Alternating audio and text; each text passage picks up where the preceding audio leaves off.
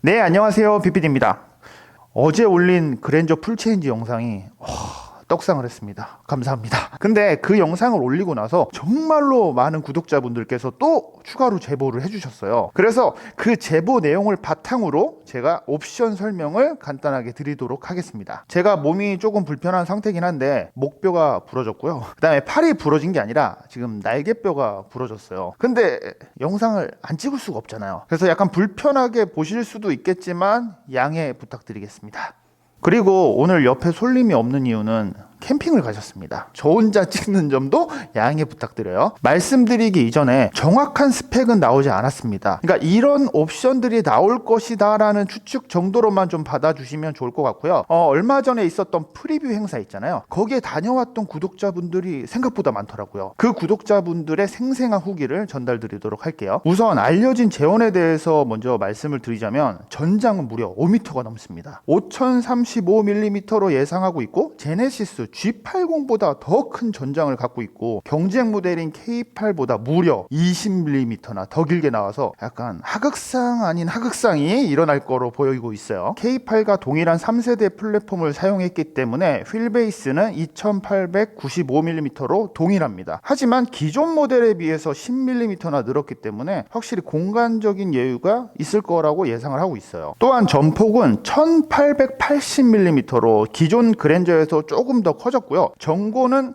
1462mm로 전 모델에 비해서 8mm 정도 낮아졌다고 합니다. 전 모델에 비해서 넓고 낮아졌기 때문에 훨씬 고급스럽고 우아한 모습으로 탄생했다고 생각할 수 있어요. 이번에 구독자분이 프리뷰 행사에서 실제로 착석을 해봤는데 아쉽게도 기존 그랜저에 비해서는 헤드룸 공간이 조금 좁다고 해요. 3세대 플랫폼을 사용해서 시트고도 낮아졌는데 왜 그런지는 저도 한번 타보고 말씀드리도록 하겠습니다. 기존 그랜저 같은 경우는 르블랑 트림이 추가로 신설이 됐었지만 이번에는 3가지 트림으로만 먼저 출시를 한다고 해요. 프리미엄, 익스클루시브, 캘리그라피. 저희가 촬영한 차량이 저는 일반 모델인 줄 알았는데 알고 보니까 캘리그라피에 블랙잉크 옵션이 추가된 차량이라고 합니다. 블랙잉크 옵션을 추가하면 엠블럼도 블랙으로 된다는 이야기가 있는데 왜 엠블럼이 블랙이 아니었는지 그건 저도 잘 모르겠어요. 이달 기준으로 그랜저 2.5 가솔린 모델은 7개월이나 걸리고요. 하이브리드는 10개월을 기다려야지만 차를 받아볼 수가 있어요. 신형 그랜저 2.5L GDI 가솔린 엔진, 그리고 3.5L GDI 가솔린 엔진, 1.6L 가솔린 터보 하이브리드, 3.5L LPI 엔진으로 총 4개의 모델이 공식 출시될 예정이고요. 여담으로는 하이브리드에 4륜이 적용이 안 된다는 이야기가 있어요. 어쨌든 이번에 4륜 모델이 추가가 되기 때문에 기존에 4륜 모델이 없어서 조금 아쉬웠던 분들한테는 괜찮은 선택지가 아닐까 싶어요. 그리고 어제 갑자기 들려온 소식이 하나 있죠. 27일 오늘 기준으로 2주간 사전 계약을 받지 않는다고 합니다.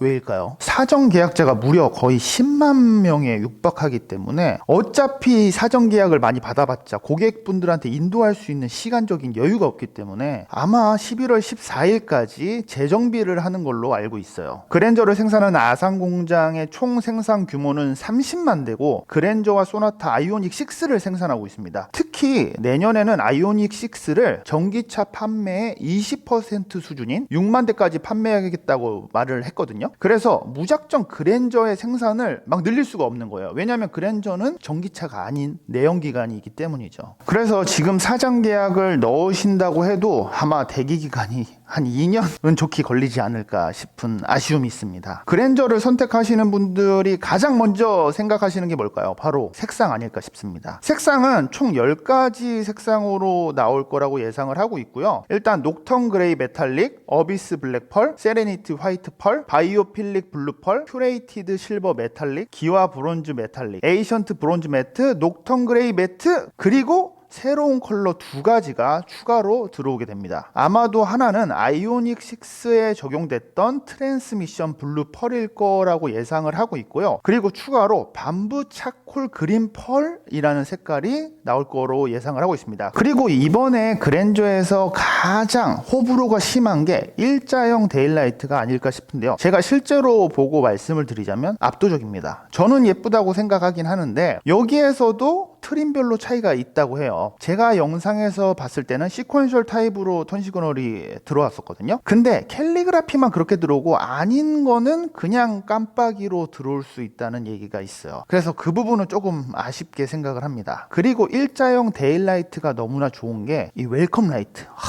사실 K8에서도 이 DRL 웰컴 라이트가 정말로 화려해서 예뻤지만 이 신형 그랜저의 웰컴 라이트는 진짜 넘사벽 수준으로 보여질 것 같아요. 진짜 이렇게 하여튼 그렇게 들어옵니다. 그리고 또 압도적인 게 바로 이 DRL 밑에 있는 엄청나게 큰 그릴이죠. 이 그릴이 커진 이유가 뭐냐면 초음파 센서와 레이더 그리고 카메라를 적절하게 잘 숨길 수 있는 디자인이기 때문이에요. 그래서 숨겼기 때문에 전체적인 인상은 잘 유지하면서 이 레이더가 2개나 또 추가가 됐다고 해요. 기존 그랜저 같은 경우는 HDA1이 들어갔기 때문에 뭐 깜빡이를 넣었을 때 차선을 변경한다거나 그러질 못했는데 이제는 차선도 알아서 잘 바꿀 수 있는 기능이 추가됐다고 생각하시면 돼요. 저희가 찍었던 모델이 캘리그라피에 블랙잉크 옵션이 추가됐던 차량이잖아요. 이 블랙잉크 옵션은 가솔린이나 하이브리드 트림이랑 상관없이 캘리그라피에서만 적용을 하실 수가 있습니다. 블랙잉크 옵션을 선택을 하면 20인치 휠이 적용이 되고요. 천장에 스웨이드 마감 그리고 엠블럼 그랜저 레터링까지 모두 블랙으로 처리가 되니까 완전 상남자스러운 그런 포스를 낼 거로 보입니다. 그리고 이 사진을 보면 프리미엄 트림인 걸로 예상을 하고 있는데 저는 오히려 이 프리미엄 트림이 더 예쁜데요. 캘리그라피에서 블랙잉크 옵션을 추가하면 약간 화려함이 죽고 스포티한 느낌이 있어서 괜찮을 수도 있는데 뭔가 화려한 거를 좋아하시는 분들은 굳이 캘리그라피까지 안 가고 이 낮은 트림을 선택하셔도 충분히 매력을 느낄 수 있을 것 같아요. 그리고 라이트에 대한 호불호가 정말로 많으신데 근데 이번에 정말로 좋은 기능이 들어갔죠. 기존에 없었던 어댑티브 하이빔 기능이 들어가서 뭐 자동으로 하이빔 기능을 켜준다고 해요. 그래서 야간 운전 시에는 훨씬 편안해질 것 같아요. 그리고 휠을 살펴보자면 기본적으로 19인치 휠이 적용이 되고 캘리그라피 모델은 벤츠에 있는 그 마차 휠처럼 20인치가 적용이 된다고 합니다. 원래 하이브리드 모델은 18인치 휠이 적용이 됐었잖아요. 근데 이상하게 구독자님이 프리뷰 행사 갔을 때 하부 모델인데도 불구하고 20인치가 껴 있었다고 해요. 이번에는 하이브리드 모델에서도 20인치가 선택이 될 거로 보여요. 그리고 후면부를 보시면 당연히 전면부와 마찬가지로 시퀀셜 타입의 턴 시그널이 적용이 되고요. 그 다음에 이 엠블럼을 보시면 이 엠블럼 위쪽에 트렁크 버튼을 잘 숨겼다고 해요. 트렁크 버튼을 숨기려면 이 방식이 정말로 괜찮기 때문에 또 사용이 된 걸로 보이고요. 구독자님이 직접 보고 놀랬던 점이 바로 트렁크 공간 엄청 넓어졌다고 합니다. 계약하신 분들 부럽습니다. PPD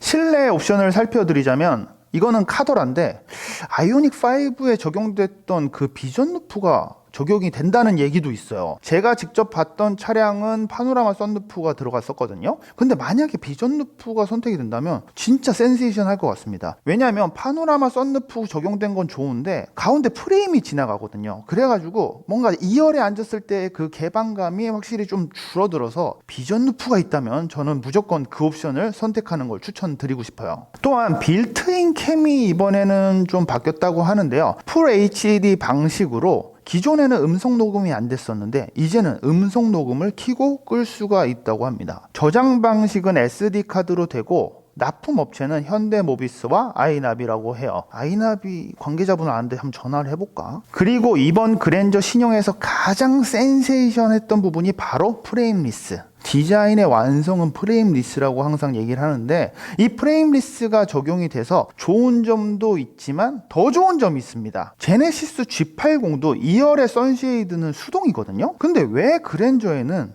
자동으로 넣어줬을까요? 그 이유는 너무나 간단해요. 프레임리스를 이번에 채택을 했기 때문에 이렇게 수동으로 하면 걸 수가 없습니다. 그래서 어쩔 수 없이 해자 옵션을 넣어준 걸로 생각이 돼요. 그렇기 때문에 이 선쉐이드는 무조건 넣으시는 걸 추천드려요. 분명 프레임리스의 단점은 존재합니다. 프레임리스는 아무래도 풍절음에 좀 약할 수밖에 없고 문을 여닫을 때 유리가 좀 흔들리는 경향이 있어요. 그래서 그런지 구독자님이 직접 보셨는데 유리의 두께가 어마어마하다고 해요. 그러니까 아마 이중접합 유리를 1열, 2열 둘 다 넣어주지 않았을까 싶어요. 그리고 많은 분들이 궁금해하시는 게 2열 공간이죠. 왜냐면 기존 그랜저 2열을 타보면 모든 분들이 공감하실 거예요. 이거 미친 거 아니야? 공간이 왜 이렇게 커? 저희 친형도 지금 그랜저를 타고 있는데 제가 2열 안고 진짜 깜짝 놀랐습니다. 다리를 꼬아도 앞에 의자가 닿지가 않아요. 그 정도로 공간이 큰데 이번에는 이상하게 분명히 차가 커졌는데도 불구하고 2열의 공간이 기존 그랜저보다 좁다고 합니다. 실제로 구독자님이 타보고 느낀 점인데 아무래도 전고가 8mm나 낮아졌기 때문에 헤드룸 공간도 조금 아쉽고 기존 그랜저에 비해서는 약간 협소해졌다고 볼 수 있어요. 아무래도 안전 사양들이 좀 많이 들어가서 그런지 모르겠는데 이 부분이 조금 아쉬운 점인 것 같아요. 하지만 K8에도 적용이 안 됐던 전동식 리클라이닝이 적용이 되기 때문에 아마 뭐 뒤로 이렇게 쭉 하고 나면 그래도 편안하지 않을까 싶어요. 그리고 기존 그랜저에는 2열 통풍이 없었는데 K8과 마찬가지로 1열, 2열 모두 통풍 시트가 적용이 된다고 합니다. 그렇기 때문에 통풍은 무조건 선택을 하셔야 돼요. 그리고 구독자분이 얘기하시기로는 앰비언트 라이트도 정말로 충격적이었다고 해요. 기존의 현대자동차에서 앰비언트는 사실 뭔가 있나 없나 알 수 없을 정도였는데 이번에 낮에 보셨는데도 불구하고 앰비언트가 정말로 휘황찬란하게 잘 보였다고 해요. 그리고 특히나 이 센터 패시아 쪽 보시면 내비게이션 옆에 세로 생선 가시처럼 돼 있는 거 있잖아요. 근데 이게 드라이브 모드에 따라서 색상이 또 바뀌기도 하고 또한 내비랑 연동돼서 과속 카메라 구간 아니면 뭐 주의 경고를 주는 듯한 그런 인터랙션이 있다고 해요. 저는 디자인적으로는 별로라고 생각하는데 기능적으로는 뭐 괜찮다고 생각합니다. 그리고 드디어 그랜저에도 에르고 모션 시트가 적용이 된다고 해요. 근데 아쉽게도 조수석까지는 안 되고 운전석에만 적용이 된다는 얘기가 있어요. 그래서 스포츠 모드를 누르면 사이드 볼스트가 넓어져 가지고 아무래도 운전자를 꽉 잡아주는 그런 기능을 할 수 있겠죠. 그리고 마사지 기능도 있으니까 장거리 운행 시에는 피로도를 줄이지 않을까 싶습니다. 그리고 G90에서 우리가 봤었던 UV LED 그 향균 시스템 있잖아요. 그게 적용된다는 카더라가 있더라고요. G90 타시는 분들 중에서 그거를 쓰는 분들이 몇이나 될까요? 이 옵션이 있다면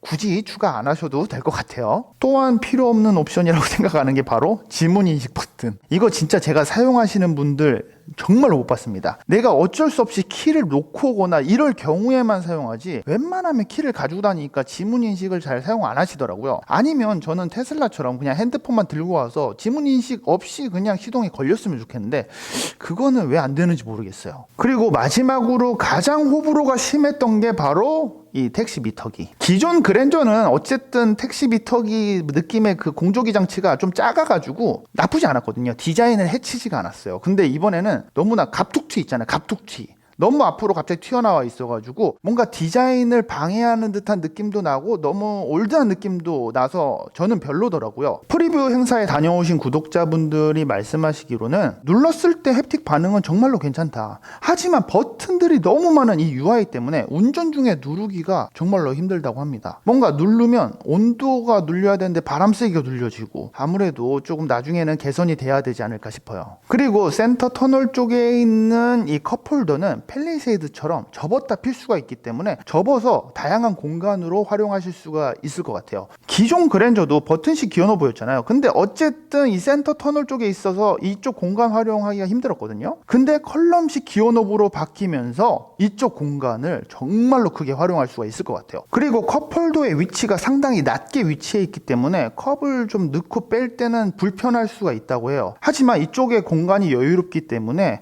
실제로 1열에서 탔을 때는 기존 그랜저보다는 훨씬 넓은 느낌을 받을 수가 있다고 합니다. 기존 그랜저 같은 경우는 룸미러가 약간 프레임이 있었거든요. 근데 제네시스에만 들어갔던 그 완벽한 프레임리스 룸미러가 또 적용이 되기 때문에 확실히 이번 그랜저만큼은 그 플래그십 세단을 노리고 만들었다는 느낌이 딱 들어요. PPD 지금까지 프리뷰 행사를 다녀온 구독자님의 이야기를 듣고서 말씀을 드렸는데 디자인에 대한 호불호는 확실히 갈리지만 실내 옵션은 정말로 많이 추가가 돼서 가격 또한 많이 오를 거로 예상을 하고 있어요. 한 500만 원 정도 가격이 오르면 아마 풀옵션, 캘리그라피, 블랙잉크 옵션까지 다 하면 5천만 원이 훌쩍 넘지 않을까 싶은데 제가 봤을 때는 캘리그라피까지는 아니더라도 익스클루시브만 가더라도 충분히 고급감을 느낄 수 있어서 저는 익스클루시브 모델을 추천드리고 싶습니다. 근데 아이오닉 6도 택시로 풀리면서 아이오닉 6에 대한 희소성이 좀 많이 떨어졌잖아요. 그랜저도 마찬가지로 택시로 풀리게 되면 아마 그랜저에 대한 희소성이 좀 떨어지지 않을까 싶습니다. 그래도 이번에 사전 계약에 성공하신 분들은 감가 없이 오래도록 타실 수 있기 때문에 축하드립니다. 지금까지 BPD였고요. 다음에는 솔님과 꼭 함께 나오도록 하고 회차하도록 하겠습니다. 감사합니다.